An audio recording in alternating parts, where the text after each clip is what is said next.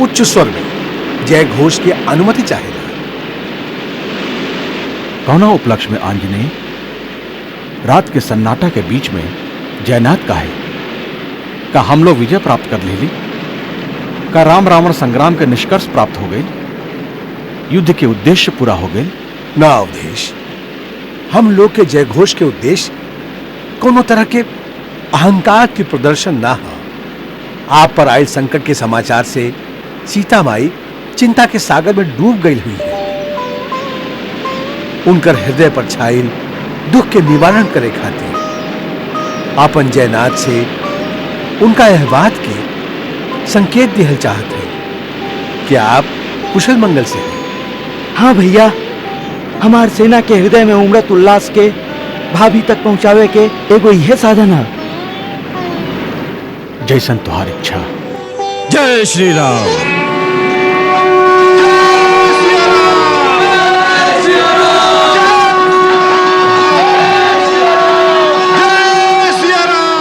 ई सब का ह? एकर अर्थ सीधा बा कि श्री राम और लक्ष्मण पर आयल विपत्ति टल गइल बा। जगदम्बा तोहार प्रार्थना स्वीकार कर लेहली बेटी। सुना, आज तोहार नाम के संगे श्री रघुनाथ के नाम लेके जय घोष कर रहल बाड़न।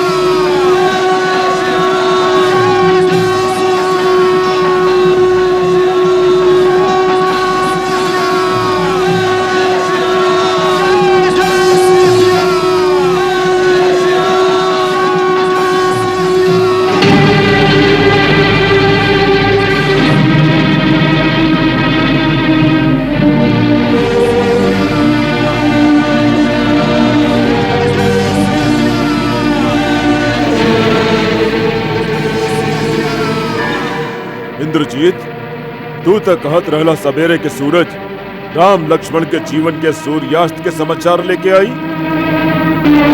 का मृत्यु के शोक में जयनाद गूंजेला? पिताजी, हम स्वयं ये शंखनाद से संशय में पड़ गए हैं। विषाद में से ही विजयनाद के स्वर कैसे गुंजे लागल? निसंदेह ई वानर सेना के खींच न हर्ष उल्लास के उमंग हमार मुंह चढ़ा रहल बा। व्यंग्य बाण के प्रहार करके शत्रु हम लोग के चुनौती दे रहल बा। जे अनिष्ट अमंगल तू करके आयल रहल उनका कुछ ना बिगाड़ सकल।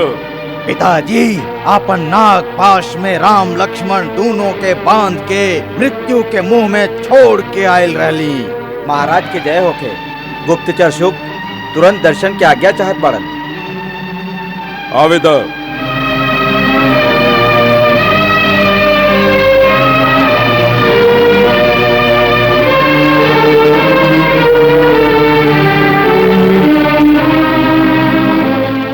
लंकेश्वर के जय होके। का समाचार ले ले बाड़ा? शत्रु दल में कैसन शोरगुल मचल बा? महाराज, ई शोरगुल ना हा। वानर सेना में अत्यंत प्रसन्नता छाइल बा। कौन कारण? लक्ष्मण और श्री राम। श्री मत कहा ओकरा, खाली राम कहा। चक्रा हमार इंद्रजीत मृत्यु के मुंह में छोड़ के आयल रहे। हाँ महाराज, वह राम और लक्ष्मण नागपाश से मुक्त हो गए बाड़ा। असंभव। युवराज, लागता उनका यहाँ असंभव शब्द खातिर कोनो स्थान निखे। कैसे संभव भैली? के कैलाशी चमत्कार? पक्षन के राजा गरुड़ उनका के नागपाश से मुक्त कर दिलन। गरुड़ गरुड़ ऊ गरुड़ जे विष्णु के वाहन बा? का उहे गरुड़ बा?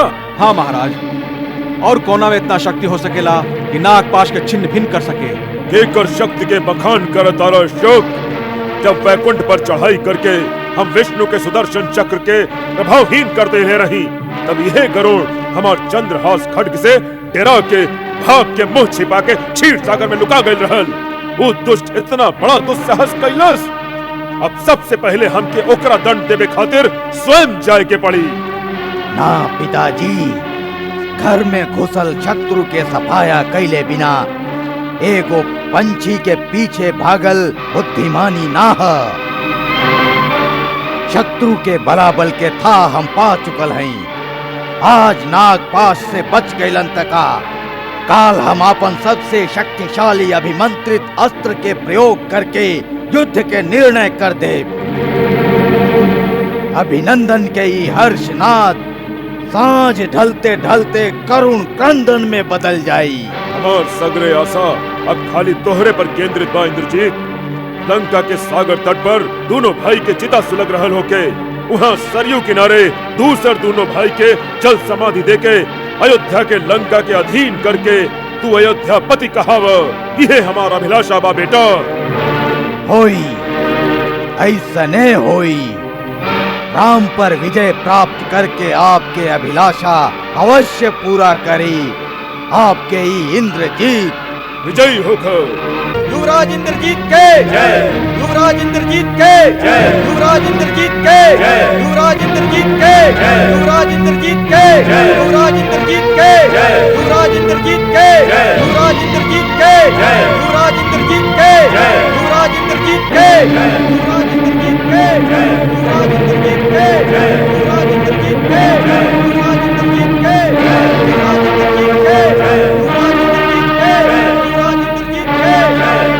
सावधान अयोध्यानाथ, आज रावण कुमार पूरा शक्ति के साथ तीव्र गति से चढ़ाई करे आ रहा बा। हम लोग भी सूतल नहीं थे विभीषण जी।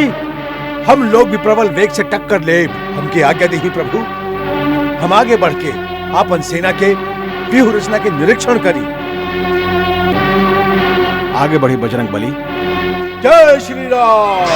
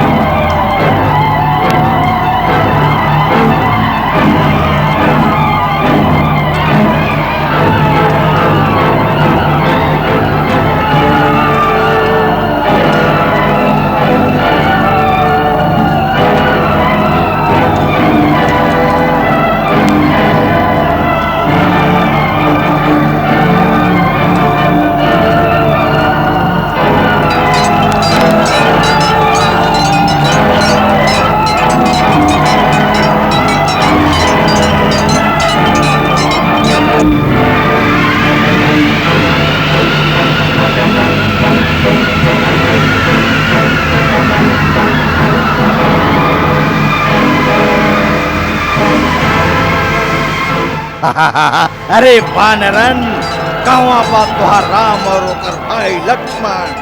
कानाक पास के विष ना उतरल अभी, जेतो के बेमौत मरे भेज दिलस। आपन बल परित्राय वाला अंगद हनुमान कहवा जाके लुका गईलन।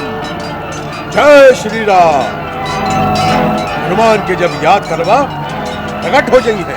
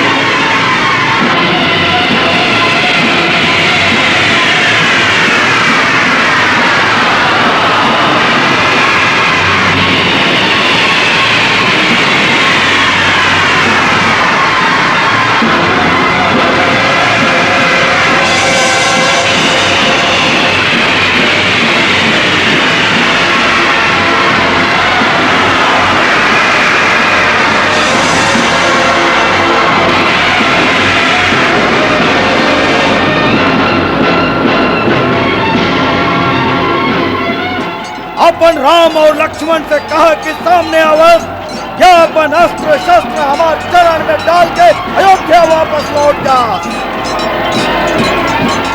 तू निशाचरण के यमलोक भेजले बिना हम अयोध्या कैसे लौट गए मेघनाथ? कैले तू अपने सहायता खातिर अपन बड़ भाई के संगे ना ले ले। बढ़ बढ़ के नाक मत कर मेघनाथ। मेघनाथ के सिंहनाथ के परिणाम तो तू देख ही चुकल बाड़े। काल बच गईले, लेकिन आज साक्षात ब्रह्मा विष्णु महेश भी तो के बचावे आ गई हैं, तो वो भी ना बचा पाई हैं।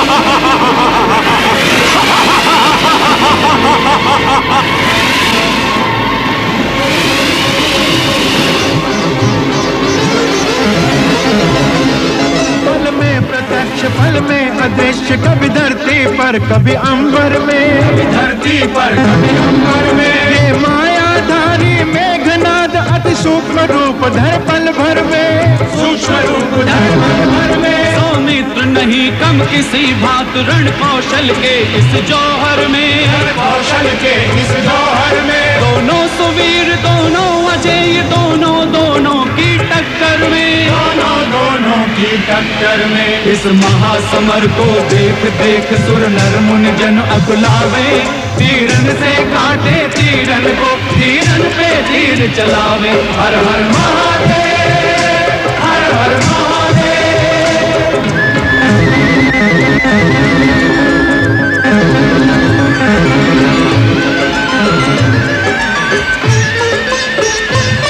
कभी जाकर दूर करे प्रहार, कभी आ लक्ष्मण के पास लड़े, लक्ष्मण के पास लड़े। श्री राम शपथ लेकर लक्ष्मण करने असुरों का नाश लड़े, करने असुरों का नाश लड़े। मेघनाद के माध्यम से रावण के अंतिम आस लड़े, रावण की अंतिम आस लड़े। अवतार धर लखन रूप इत रघुवर का विश्वास लड़े, रघुवर का विश्वास लड़े। अपने अपने वीरों की दोनों दल बिरदावली गावे, तीरन से काटे तीरन को तीरन पे तीर चलावे। हर हर महादेव, हर हर महादेव, हर हर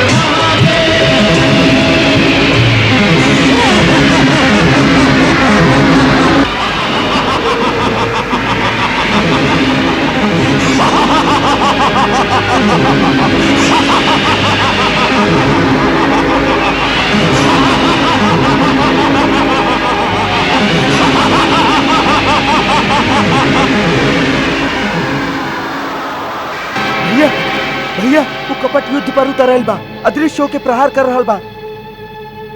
भैया हम क्या कह दी, पूरा राक्षस जाति के नाश करे खातिर हम ब्रह्मास्त्र के प्रयोग करी। ना लक्ष्मण, ब्रह्मास्त्र बहुत विनाशकारी है। शास्त्र ओकर प्रयोग की आज्ञा हर परिस्थिति में ना दिला। ऐसे हम लोग के उत्तेजित होके धर्म युद्ध के मार्ग ना छोड़े के चाहिए। बाकी राक्षस लोग कोनो भी नीति के ना मानेलन। वो युद्ध में छल कपट के सहारा लेके हमार सेना के संहार कर रहल बाड़न।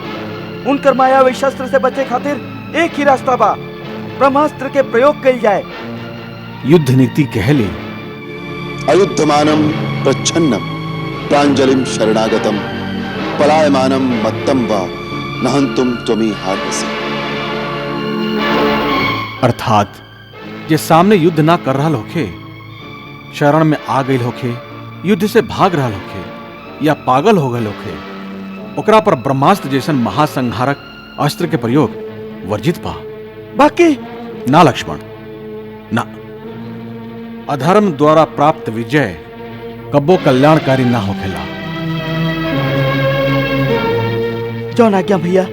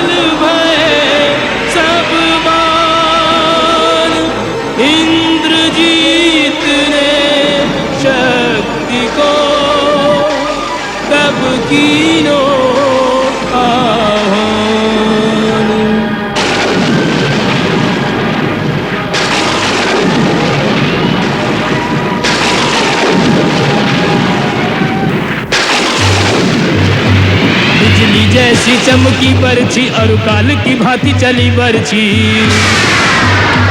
रणवीरन के उर्चीरन को परगट रण माही भई बरछी। सब रोकन हारे हार गए, सब रोकन हारे हार गए, नहीं काहू के रोके रुकी बरछी। लक्ष्मण को लक्ष्य बनाए लियो, सीधी गुरमाही धसी बरछी।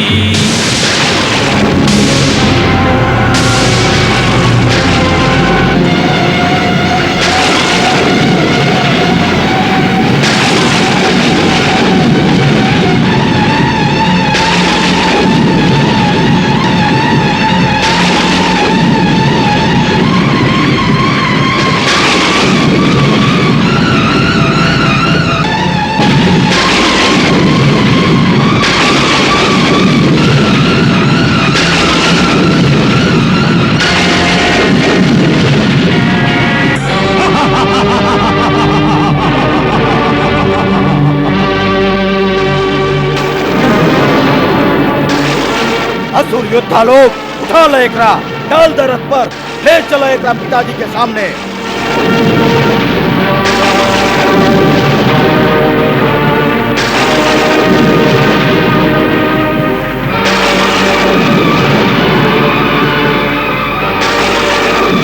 तो धरती में गलगलबा युवराज।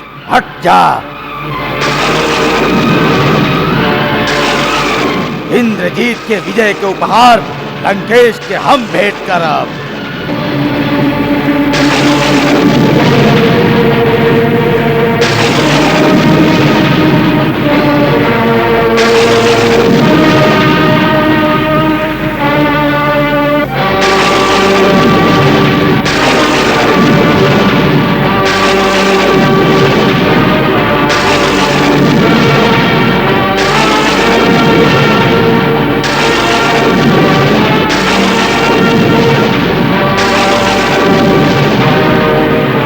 धरती धर के हाथ लगईबा तो धरती में समा जाइबा मेघनाद। स्वयं धरती के आपन फन पर धारण करने वाला बाणन तोरा जैसन पापी के हाथ से ना उठ सकी है। नहीं उठे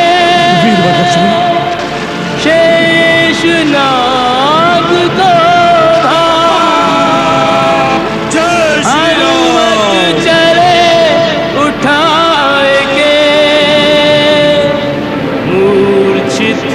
लखन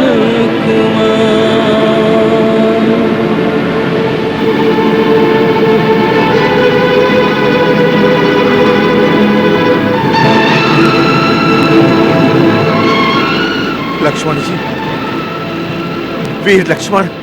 पिताजी, लक्ष्मण के मृत्यु के गोदी में सुता के आयल हैं। अब राम के भी माथा काट के आपके चरण में ले आ दी तो प्रतिशोध के ज्वाला बुझी। इंद्रजीत तोहार जय होके, लक्ष्मण के मर्दन करे वाला तोहार जय होके। अयोध्या के होखे वाला अधीश्वर तुहार जय होखे। धन्य हव वीरवर इंद्रजीत, तू पराजय के कगार पर पहुंचल लंका के सेना में एगो नया आशा के संचार कर दिला। तू हम लोग के हारल बाजी के जीत में पलट दिला। लंका सदा तोहरा पर गर्व करी। हम तोहार अभिनंदन करत हई। अभिनंदन के अभी समय ना आइल। अभिनंदन तो ओ दिन करब जौना दिने सगरे उत्पाद के असली जड़ के उखाड़ के हमेशा खातिर नष्ट कर दे। राम के माथा लाके लंका के मुख्य द्वार पर लटका के अपन काका कुंभकर्ण के बदला के आग शांत करब। ओ दिन दसों दिशा में लंका के जयनाद गूंजी। पिताजी, लंकेश्वर के संपूर्ण विजय होखी। धरती आकाश पाताल लंका के जय जयकार से गूंज उठी। आज के जीत में एक ही कसर रह गई, लक्ष्मण के मृत शरीर ला के आपके चरण में भेंट ना कर सकली। उठावत उठावत वो बानर हनुमान बीच में आ गई और झपट के ले गई। ले जाए दा वत्स, मुर्दा के घर में लाके का करे के बा। मुर्दा अशुद्ध होखेला, मुर्दा के जगह मरघट में ही होखेला। राम भी देख ले, जल्दी ओकर भी यही तरह अंत होके वाला बा। ओकरा भी अपन भाई के मृत शरीर से लिपट के रो लेवे दा। पिताजी, अधमरा तो वो अपन भाई के दुर्गति देख के ही हो गई हुई। पूज्य नाना जी, हम रघुवंश के निर्वंश करे के बीड़ा उठौले हैं। राम समुद्र पर सेतु बांध के लंका में आयल रहल। हम राम के सेना के एक एक वीर के मार के उनकर मृत शरीर के अयोध्या तक बिछा दे और उनका रौंदत विजयनाथ के संगे लंका के विजय पताका फहरावत अयोध्या में प्रवेश करब। प्रतिहारी, हमार गुप्तचरण के आदेश द। लक्ष्मण के दशा के पल पल के सूचना हमके मिले के चाहिए।